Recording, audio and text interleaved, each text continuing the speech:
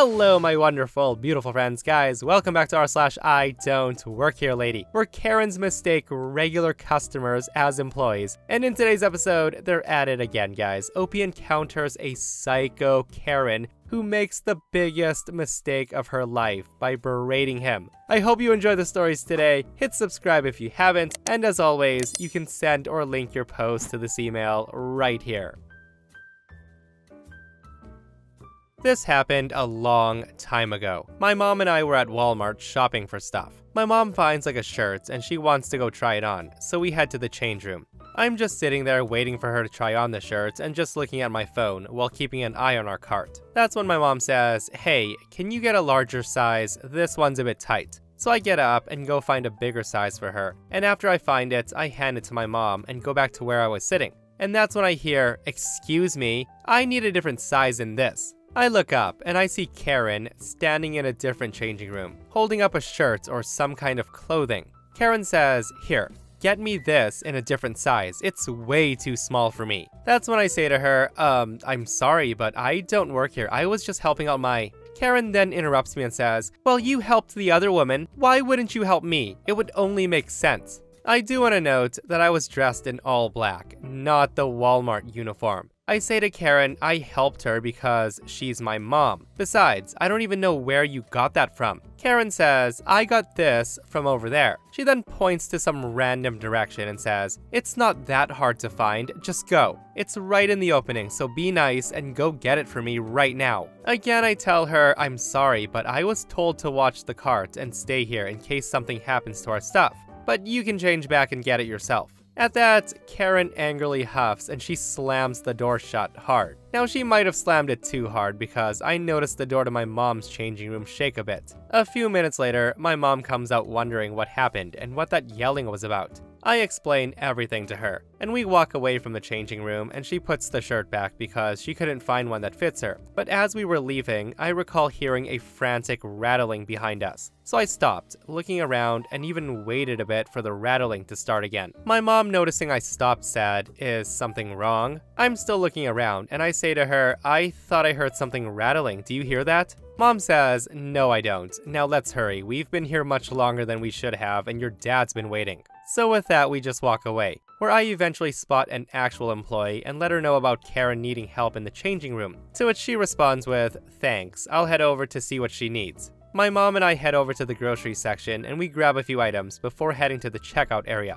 While we're waiting in line, we overhear some employees talking about someone being stuck in a change room. At that, we start laughing. We can only assume what the problem could be since we didn't see Karen leaving the change room. The cashier rings up our stuff and we head home for the evening, not wanting to hear what happened since Karen might accuse me of not helping her and possibly claim that I trapped her in the changing room. The rattling that I heard when we were leaving the area could have been Karen trying to open the door, but since my mom was in a hurry, we saved ourselves from Karen's full wrath. Guys, I love how Karen got her dose of karma that day, trapping herself in that little change room. Like, I couldn't help but chuckle when OP said she was frantically rattling the door, probably trying to get it to unlatch. And this person comments, "Legend has it that Karen still rattles the door, waiting for a non-employee to let her out so she can unleash hell on earth. Ain't that scary?"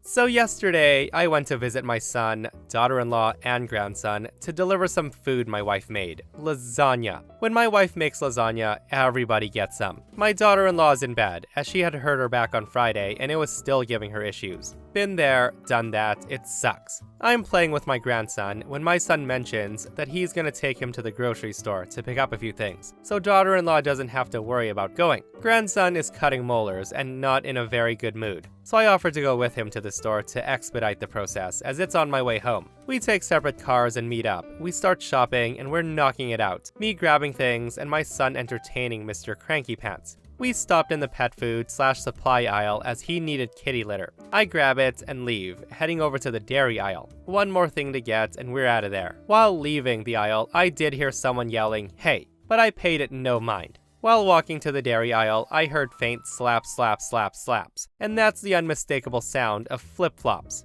We live in Florida, and flip-flops are a way of life. Hell, when it gets cold, there are some who wear them with socks. I'm walking in the dairy aisle, still hearing slap, slap, slap, slap. I grab the butter, and as we're turning the corner to head to the registers, the slapping gets louder, followed by someone saying, "Hey, stop running from me. I've been chasing you for 5 minutes. I need help.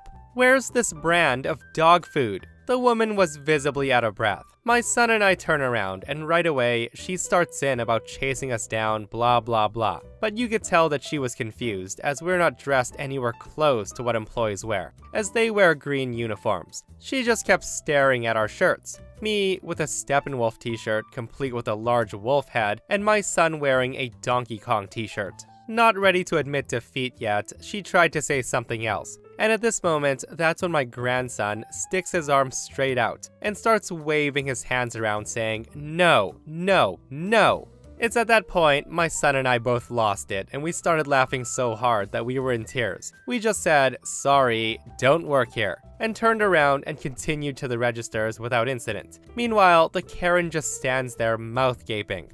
I'm still shocked that she ran down the other end of the pet aisle, past 3 other aisles, and then ran down the entire length of the dairy aisle in her flip-flops to chase down 2 men and a baby to ask about some random dog food. Guys, I absolutely love how Karen was stopped dead in her tracks by Opie's grumpy grandson. Like, way to go, little man. He diffused the situation quicker than many adults who have encountered Karens have. With that said though, props to Karen for being so determined to chase down an employee in flip-flops nonetheless. I hope she ended up finding her dog food. So, this just happened. I'm a 38-year-old female, and I've worked different retail and customer service jobs most of my life. And I've dealt with my fair share of entitled customers at work. I've even been mistaken as an employee at a bunch of stores, but this was my first confrontational experience as a customer. On this day, my daughter and I were at Wally World getting dog food and a couple of last-minute ingredients for dinner. I'm loading a large bag of dog food while trying to keep a toddler entertained when it happened. An entitled Karen appears. She was wearing an obnoxiously pink outfit, fake gaudy jewelry, bad dyed hair, and the woman had nails long enough to make a tiger jealous. I didn't know she was there until I felt a jab in the shoulder with those nails. I turned around to an expression that could curdle milk. I say to her, "Yes." The woman then says, "Load 4 bags of dog food in my cart." The woman just demanded, pointing at the 40-pound bags that I loaded in my cart. I do want to add that there was no please, no polite would you, could you, just a terse order, like she was talking to someone so beneath her that she couldn't be bothered saying anything else. And also, I wasn't even slightly resembling a worker since I was wearing jeans, sneakers, and a black hoodie from the local haunted house. Not to mention, my daughter was in the cart next to me. Still, I wasn't in a rush, and my daughter wasn't being fussy. If Karen had asked nicely, I would have gladly helped. I've done that a bunch of times before, and I've always been glad to help, so long as I get a please and thank you from the person I'm helping. Instead, I just said, "I don't work here, I'm shopping." Now, I was hoping that being direct and staying close to my daughter would show that I was busy, but no. Her lip curled even harder, and she sounded insulted when I said that. And she replied, "So, you're not gonna help me?" I say to her, "No, I need to finish my shopping." So not wanting to risk getting caught up in one of the many I don't work here lady stories that I read, I grab my cart with my daughter and start walking away. I just wanted to get us away from that situation as soon as possible, and that was my mistake. Never turn your back on a rabid animal. I barely registered Karen's huff before she grabs me by the hood of my sweater and she yanked. This freaked me out from suddenly being choked. Now, I'm someone that's been trained in self-defense, martial arts, and I was raised around a bunch of bikers. If maternal instincts weren't telling me to get my daughter out of danger, I probably would have done a lot more damage to the woman than I did. I swung my arm back as hard as I could to force her to let go. I made contact with something hard enough that she let go with a yelp, and I hightailed it to the front of the store to report what happened. The employees, the manager, and security were on their game, and they immediately went looking for Karen as soon as I told them what happened and gave a description.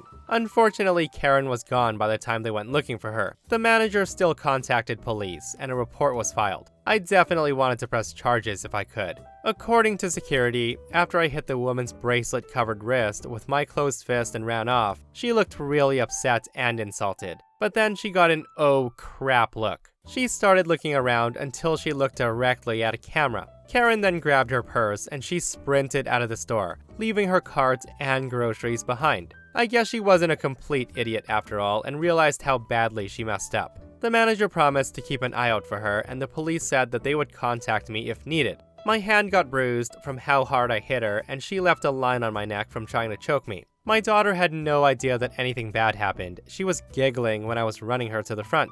The next day, I got a call from the officer I talked to. Either Karen grew a conscience or someone else forced her to turn herself in, because she showed up at the police station the next day looking like a scolded puppy when she got there. That was the officer's description. The officer asked if I still wanted to press charges, and she'd likely get probation or community service. I told him that I still want to. A part of me does wonder, did she actually feel bad? Or did her husband or whatever ask her why she didn't have the dog food and force her to confess? Or did she just come in so she wouldn't be arrested and she would get a lighter sentence? Yeah, I don't know about you guys, but I'm pretty surprised she turned herself in and faced the consequences of her actions. Like, grabbing a random person is already bad enough, but a hoodie from behind choking the person? My goodness. Like, when I was reading the post, guys, and OP described that her fist hit something hard, I really thought it was gonna be Karen's face, because self-defense, right? I was expecting OP to say that she knocked some of Karen's teeth out. Wouldn't that have been something?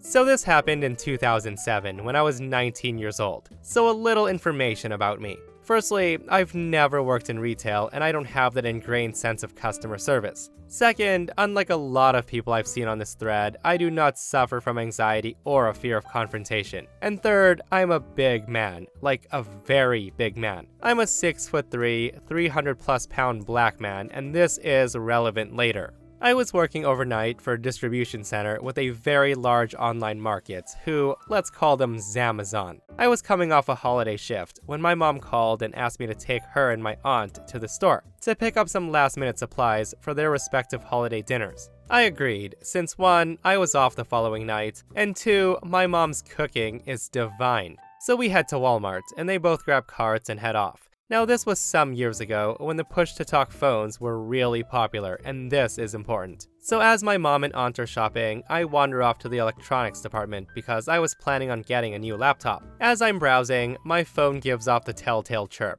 When I check, it's my mom. I chirp back, and she says she needs some help in the baked goods aisle. I tell her that I am on my way, and turn on my heels and start that way. As I'm clearing the end of the aisle, I hear a low "excuse me" from the other end of the aisle. Now I ignore it, as mom has summoned me to my sacred son duty.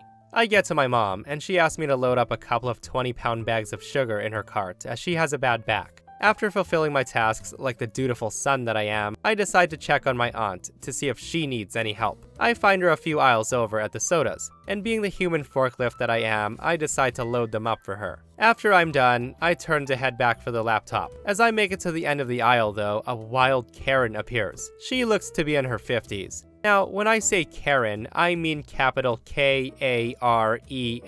She's got the haircut and midnight bright neon green running shoes that have never seen more than a brisk power walk. As she comes just short of causing my voice to go from tenor to soprano, I take a quick step to the side, giving a less than enthusiastic sorry and start past because, damn it, I want my laptop. When out of nowhere, this lady grabs my arm and she says in a voice that immediately pisses me off. Karen says to me, "Now that you're done screwing around in other departments, you need to help me." Now remember, this took place in 2007, so I was fully unaware of the I Don't Work Here stories, and I'm absolutely confused. I'm tired, hungry, and I really want to get my laptop. So being the aspiring a-hole that I am, I look at her, pull free from her talons, and start to walk away. And this was the wrong thing to do. Karen lets out a banshee howl, and she starts a string of curses that would make Quentin Tarantino say, "That was rude." So there she is, cursing me out, and out of nowhere, she calls me a lazy N-word.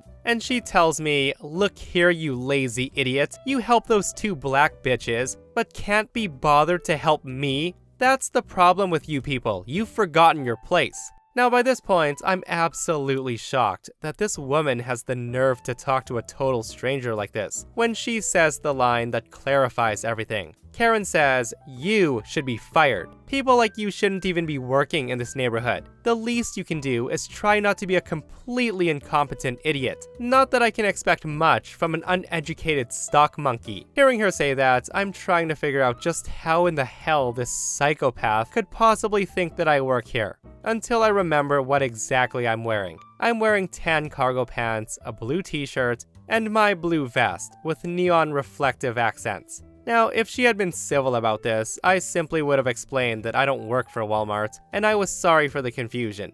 However, she wasn't, so I wasn't. This crazy racist bitch had followed me from electronics, and she had seen me help both my mom and my aunt. Then something that she'd said hadn't registered yet came forward in my mind, like a psychotic honey badger. The words, "You help those two black bitches." And I'm thinking, oh hell no, this screeching she-beast did not call my mom and aunt bitches. It's about to go nuclear. Karen says, "Now I need you to stop being so damn lazy and get your ass back to electronics and do your damn job." It's at this point her tirade has begun to draw attention, and faster than she can recover, I stick my finger just shy of her nose and cut her off. I then say, in my best deadpan tone, "Do I look like I care what you effing need?" And Karen is stunned, almost silent. Almost. She tried to recover and say, "How dare you talk to a customer like that? You need to respect your betters."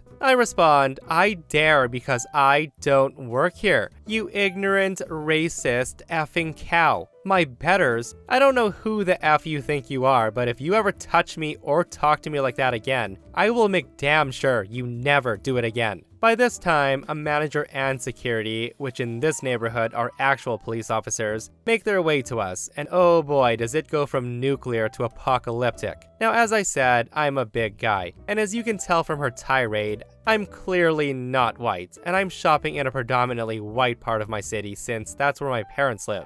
So as you might guess, at first, things are not gonna go well for me. A big black man yelling and intimidating a petite white woman. I was almost taken away right then and there. However, it's Karen who saves me. She then turns to the manager and says, "I want him fired, and I will be pressing charges. This is no way for an employee to treat a customer." The manager then looks at me and immediately realizes that something's not right. He asks Karen exactly what happened, and then she goes on a fanciful tale. She tells him he rudely ignored me in the electronics department to come over here and waste time helping his kind. And when I told him that he needed to help me, he wouldn't. That's when I grabbed his arm to stop him from ignoring me, and he assaulted me and he hurt my hand. It was at this point that I could see the expressions of the manager and both security guards shift from daggers of hate in my direction to confusion to grim understanding. Now, this woman, who had been following me for at least 15 minutes staring, could not have possibly missed the gigantic Zamazon logo on my back, but apparently her Karen vision was in full effect.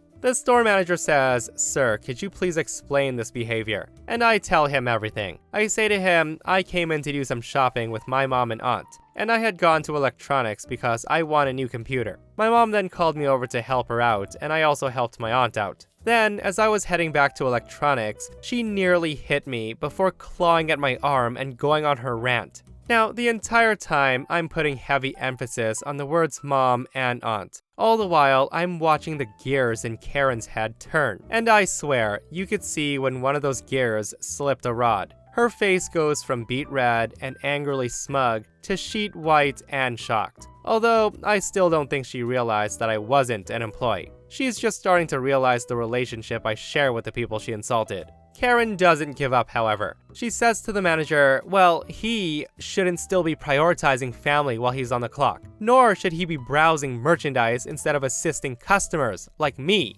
The store manager, as calmly as possible, says to her, "Ma'am, this man is not an employee of the store, and according to your own words, you've assaulted him as well as harassed him." Karen says to him, "Then why is he in uniform and carrying a radio?" That's when I say to her, "Are you that stupid or are you blind? Did you not see the giant Zamazon logo on the back the whole time you were following me?" That's when Karen sputters and says, But the radio." I say to her, "You mean my phone?" Karen says, "No, your radio, the one you got the call on from the other employee." I reply, "The other employee? That was my mom." That's when the police officer turns to me and says, "Sir, would you like to press charges?" I say to him, "I do." Karen was promptly cuffed and led away, and she was crying like a toddler who just found out that Santa wasn't real. She was charged with assault and harassment, and I was given the option to pursue it as a hate crime due to multiple witnesses who mentioned her racist statements. But I didn't think it was worth it. I was able to finish shopping with my family, and to make up for the inconvenience, the store manager opened a line and rang us up himself, and I'm pretty sure we got his employee discount, although no one brought it up. Well, that Karen was something else, guys, and honestly, I'm glad to hear that she was cuffed that day after what she did, because disgusting behavior. So OP does come back with updates, guys, and says, "A lot of people are telling me that I should have pressed on with the hate crime charges, especially in times like this. I realized that I need to clarify a few things. First, this is not a recent event. This was roughly the summer of 2007. Second, this Karen came from old money. And by old, I mean her people didn't just have people, they used to own people. She wasn't Forbes list rich, but was still the kind of money that doesn't go to prison. Third, I was 19, and at the time, social justice for people like me wasn't a thing yet. And finally, she was roughly around 45 to 50. And if I added hate crime to her list of charges, which included assault, disturbing the peace, public intoxication as I found out later she was drunk, and false testimony to a peace officer, her potential sentence would have extended from 5 to 10 to 20 to 35. And sorry to disappoint, but no one short of a true monster should die in prison. Yeah, I don't know, Karen came pretty close that day. But guys, let me know what you think. And that, my friends, brings us to another end of our /IDontWorkHereLady. Guys, I hope you enjoyed today's stories. I hope you didn't shake your heads too hard. And if you missed the last episode on the channel, it's in our /malicious compliance episode, where a Karen destroys her own car and calls 911 on OP and lies and says he did it. It's an outrageous story, so go check it out if you haven't. And myself and Stevie Boy will see you guys in the next one. We love you.